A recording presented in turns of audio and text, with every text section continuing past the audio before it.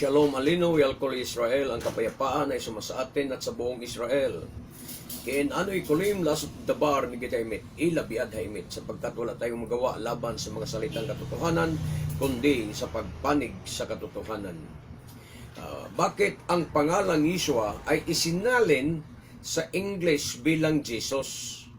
At bakit hindi Jeshua?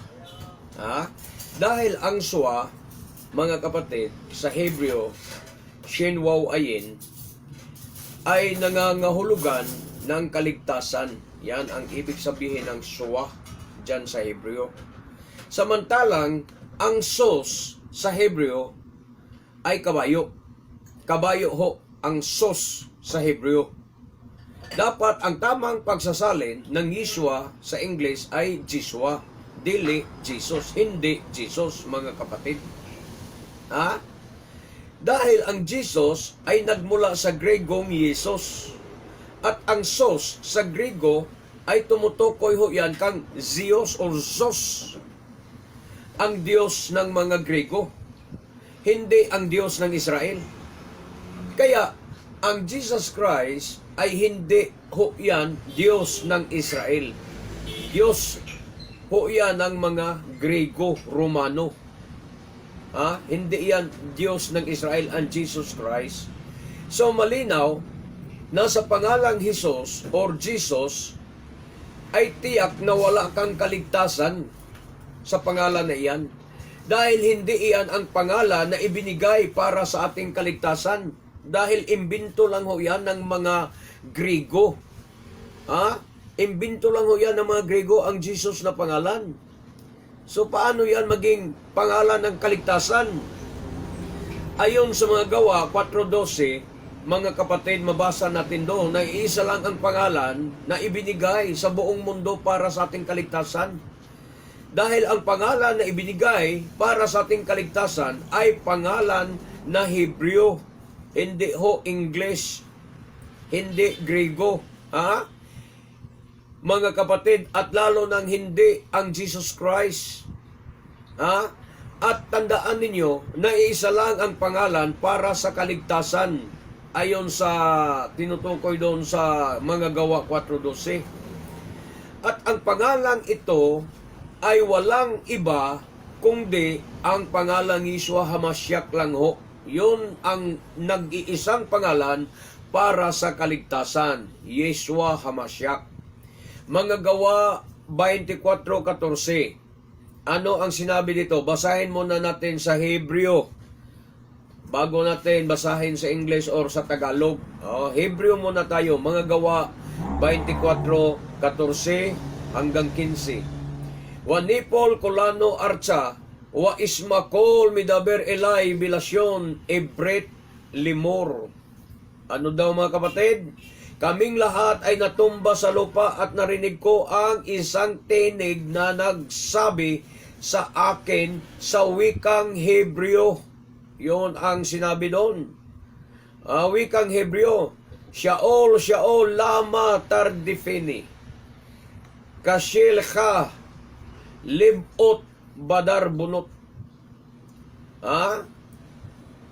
Sa Tagalog, sabi sa Tagalog, Saulo, Saulo, bakit mo ako pinag-uusig? Sinaktan mo ang iyong sarili sa ginagawa mong iyan. Ikaw ang nasasaktan sa ginagawa mo. Saulo, Saulo, yan ang ibig sabihin. Shaol, Shaol, lama tardifini, kasilika, libot, badar, vunot. Talatang 15, wa umarmi, ata aduni. At itinanong ko, sino po kayo, Panginoon? Sino po kayo, Panginoon?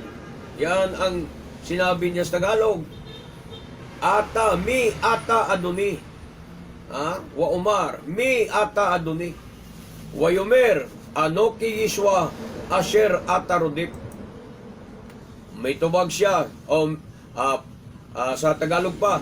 At kanyang sinabi, ako'y si Yeshua na iyong inuusig. Yun ang sagot niya mga kapatid sa tanong ni Apostol Pablo nung hindi pa siya apostol. Sa unang araw na siya ay tinawag bilang maging apostol ng ating Misaya.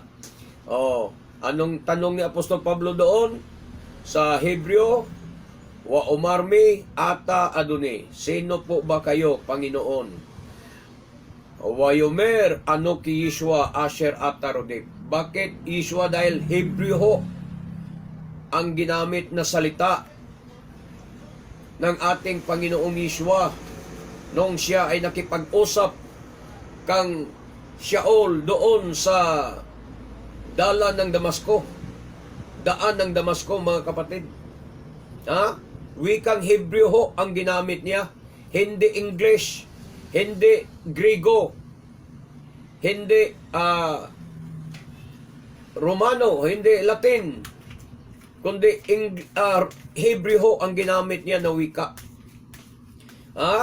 Ayon dito sa Complete Jewish Bible, we all fell to the ground, and then I heard a voice saying to me, in Hebrew, Shaul, Shaul, why do you keep persecuting me? It's hard on you to be kicking against the ox goods. I said, who are you, sir? And the Lord answered, I am Yeshua, and you are persecuting me. Pero dito, sa New Testament Peshitta, 7th edition, plain English, mga kapatid. Basahin natin dito sa New Testament Peshitta, 7th edition. And we all fell upon the ground, and I heard a voice which said to me in Judean Aramaic, Shaul, Shaul, why do you persecute me? It is hard for you to kick the goods. 15. And I said, who are you, my Lord? And our Lord said to me, I am Yeshua, the Nazarene, whom you are persecuting. Yon ang sinabi doon sa New Testament Peshitta, 7th edition. Plain text, English po niya, mga kapatid. Okay, ituloy natin. Ang sagot ng ating Adonai, Yeshua, siya po ay si Yeshua Hamashiach. Siya po si Yeshua na inuusig ni Apostol Pablo, Apostol Shaul, nung hindi pa siya apostol. So ito ang tandaan ninyo.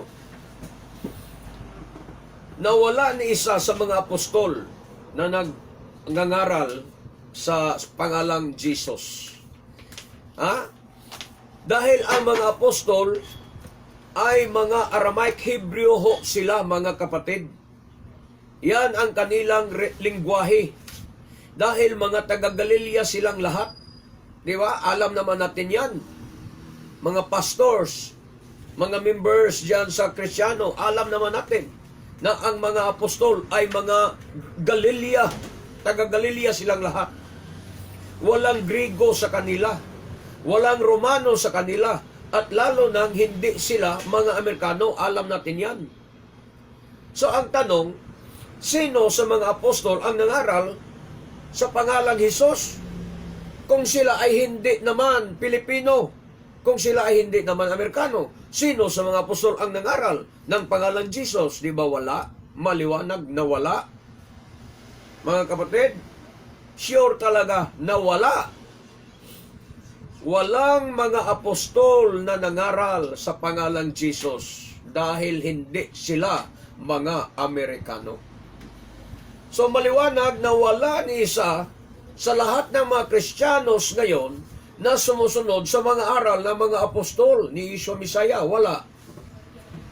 Walang isa sa mga Kristiyanos na sumusunod sa mga aral ng mga apostol. Dahil ang sinusunod ninyo ay ang Grego at ang Romano na mga aral. Yun ang sinusunod ng mga Kristiyano. Hindi ang mga aral ng mga apostolos. At anong sabi ni Apostol Pablo doon sa Galacia? Galacia 1:8, mga kapatid, basahin natin. Galacia 1:8.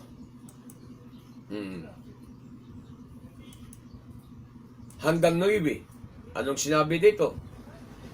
Subalit kahit kami o isang anghel mula sa langit ang mangaral sa inyo ng magandang balita na iba sa ipinangaral namin sa inyo, parusahan nawa siya ng Diyos.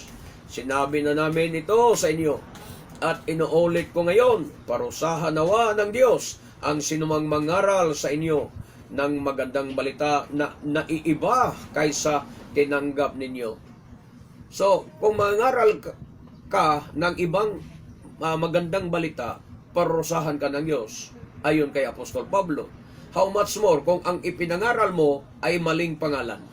Hindi ang pangalan na pinangaral nila. Dahil ang nakilala ni Apostol Shaul, ayon sa binabasa natin doon sa Manggagawa 26:14-15, pangalang Iswaho ang kanilang ipinangaral. Pangalang Iswaho ang kanilang ipinangaral. Samantalang kayo, ang ipinangaral nyo ay pangalang Jesus na nagmula lamang sa Amerika. So, kung paparusahan ang mga nangaral ng ibang ebanghelyo, lalo na kayong nangangaral sa ibang pangalan, sa pangalan na hindi kilala ng mga apostol, tulad ng Jesus Christ, Yahshua, Yahushua, Yahasya, kung sa ano pang mga pangalan yan, Yahwashi. Hindi yan kilala ng mga apostol. Kaya, mas mahigit pa ang parusa na matatanggap niyo, mga kapatid, kung ipagpatuloy ninyo ang pagpangaral ng pangalang Hesus, tuloy-tuloy kayo sa malawakang apoy, ang impyerno. Hanggang sa muli, I love you so much, my beloved brethren. I love you in Adonai, but our Adonai Yeshua loves you more. Am Yisrael Kai, mabuhay ang sambayan ng Israel. Baruch Hashem, Elohi Abraham, Elohi Yitzchak, Elohi Israel. Bishem Adonai Yeshua HaMashiach. Amen. Baruch Hashem, Hallelujah. Ito ang inyong abang lingkod sa Adonai, Matif Gideon Silva, magsasabi sa inyong lahat, mapalad ang taong sumusuri sa banal na kasulatan, naniniwala at tumutupad sa nasusulat dito. Baruch haba, Bishem Adonai, blessed is he who comes in the name of Adonai. Shalom, shalom.